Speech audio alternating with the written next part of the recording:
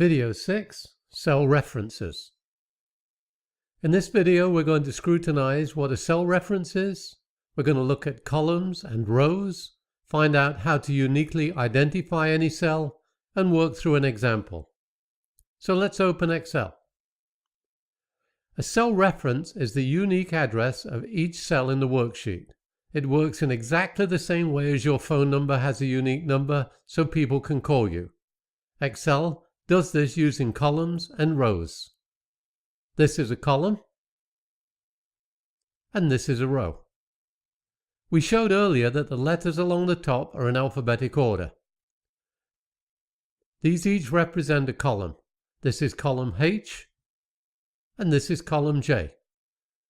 The numbers down the side are exactly the same. They represent rows.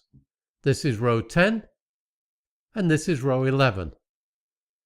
To uniquely identify a cell, use the intersection between the column and the row. So column H and row 15 intersect there, making this cell H15.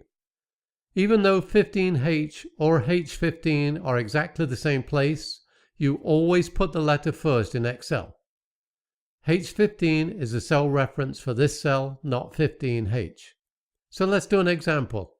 Let's put A, B, and C into 3 cells, and then put their cell reference next to them. So A is in F11,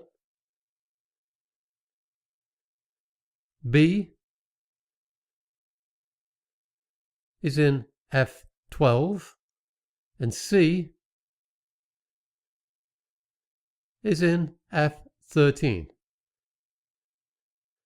So let's use the equation symbol to reference the cell.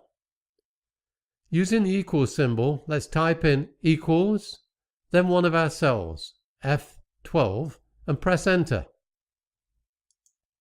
Excel then goes into that cell, copies the value of that cell, and puts it into our new cell. The advantage of this is anytime you change the value of the cell F12, it's automatically updated in the new cell. Let's change the letter in F12 to a number and press enter. I'm going to click on the B and enter the number. 1, 2, 3.